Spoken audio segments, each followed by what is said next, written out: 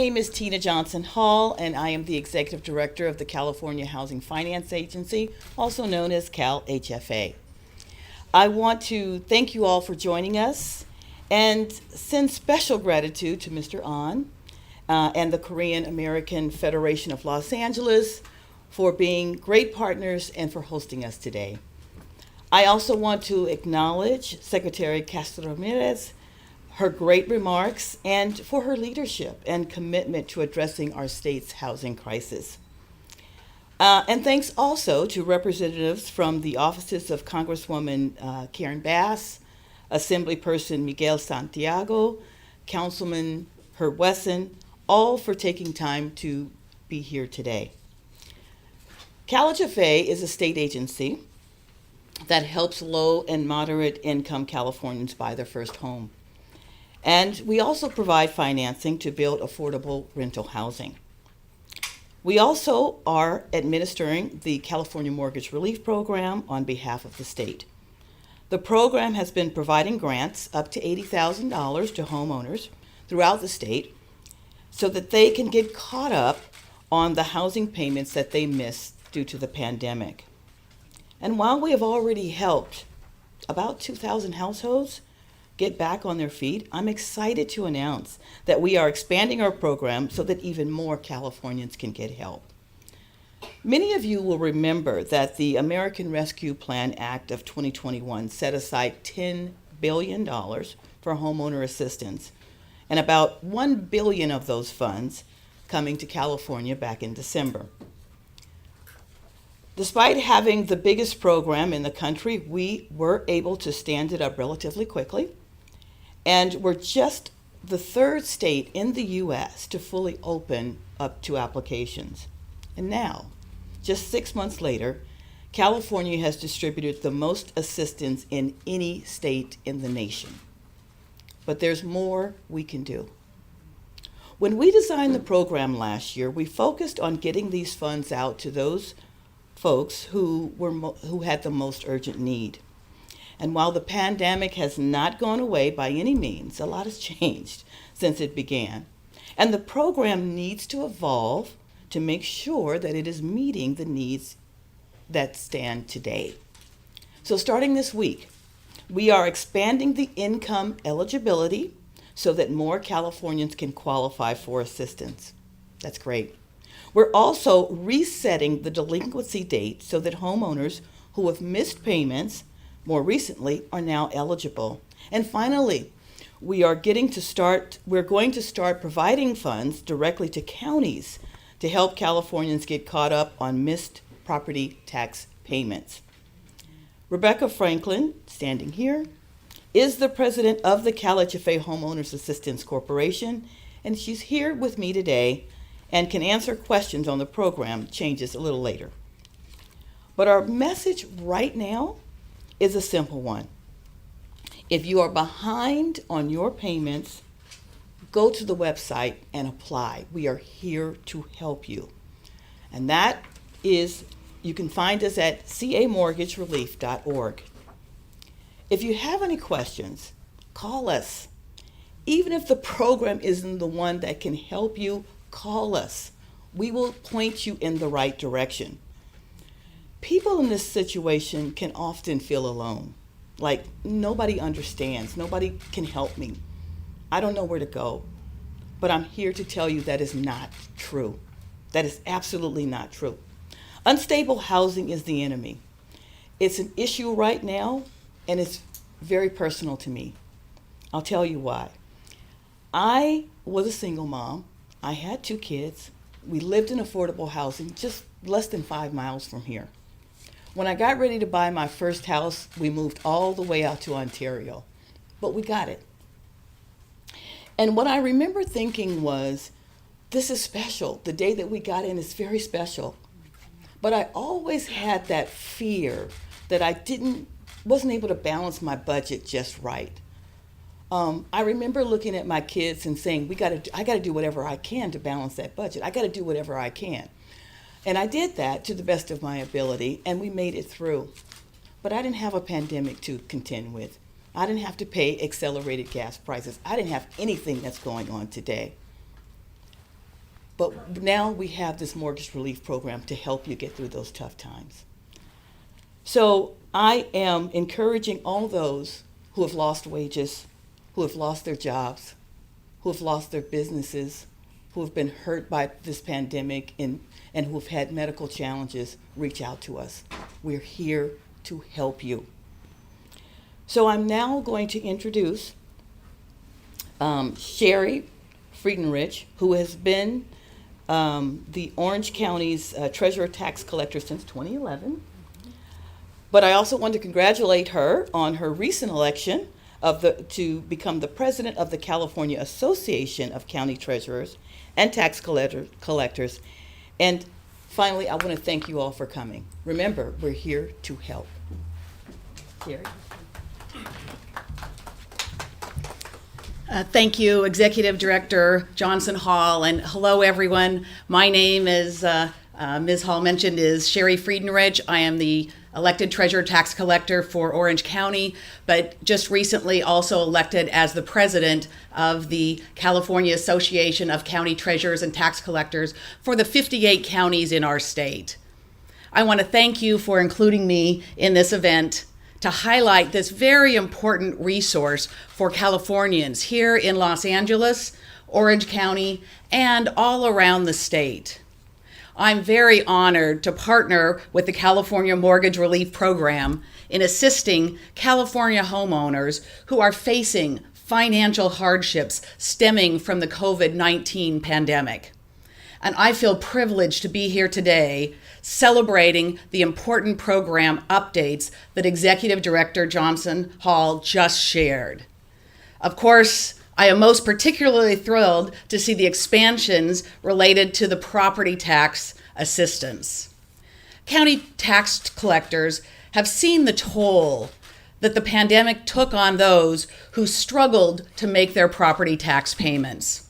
So, by extending relief to homeowners who pay these taxes directly to the county, the program will help this vulnerable population, which includes many senior homeowners, get back on track.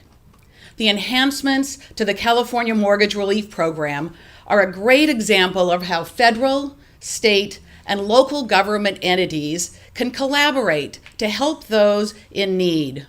For this new component, counties like ours worked hand in hand with the state to develop a process that will serve homeowners and can work for all of California's 58 counties.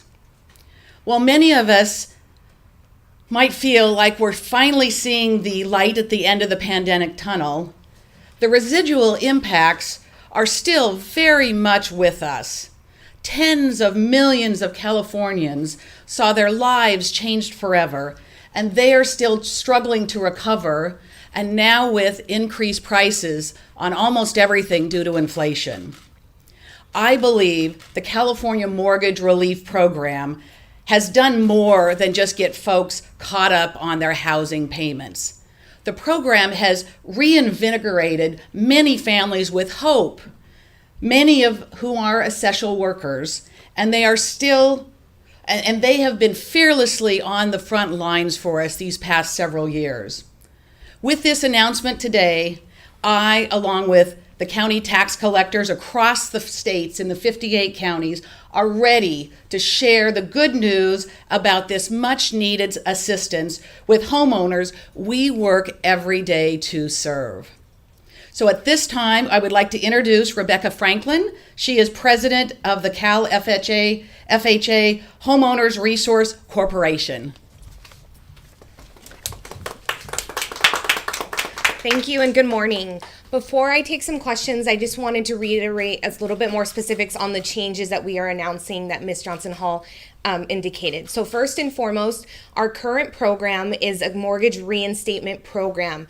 The eligibility criteria has changed in that program. Now, households at 150% of their area median income are now eligible. So that's a raise up to 150% of your AMI. We encourage households to go to our website, camortgagerelief.org, to check our AMI table. You just put in your county and the number of people that reside in your household household, and it will give you that number. We are using specific tables that HUD had created for this program, so we really want people to encourage to go to the website, check that out.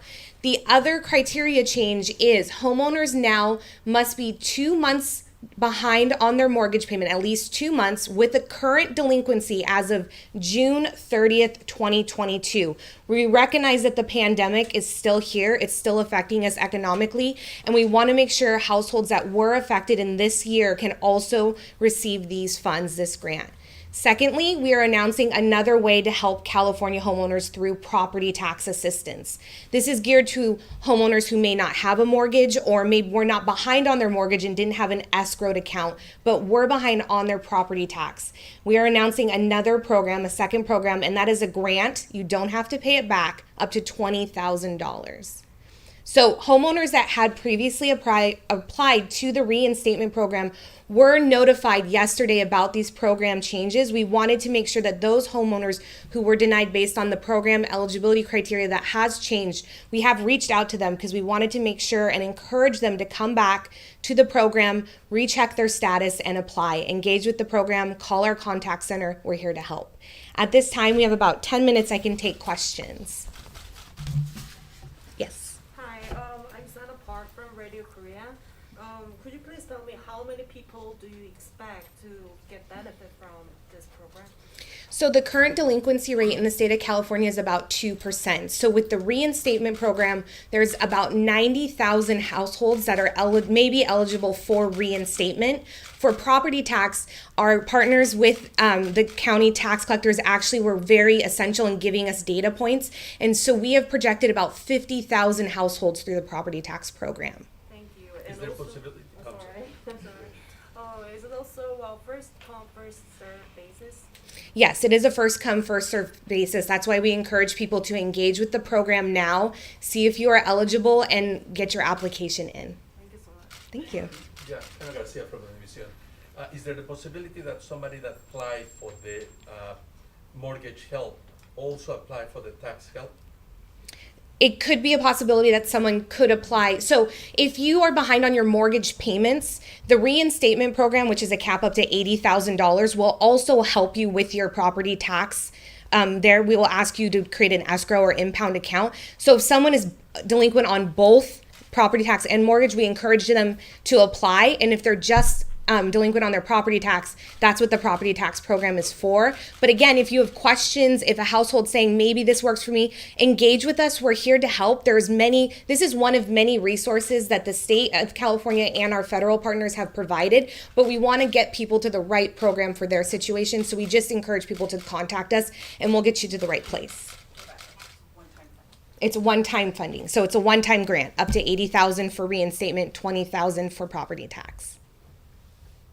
Yes. Nicole Chang from Korea Daily. A lot of people, paying the property tax late because they don't want to pay the penalty because the interest is really expensive. But they pay probably the credit card or something. So do you cover that late fee also, even though they didn't pay? They don't have the delinquent, but they just pay the late fee or the interest. Do you cover that too? No, so I think if I understand your question correctly, we are only covering delinquent property tax payments and delinquent mortgage payments. So at the time of application, you must have a delinquent balance on one of those accounts. Any other questions? Yeah, just for as an example, you place 150% of the average and lower income. Would you give us an example, for example, how much will be that in Los Angeles?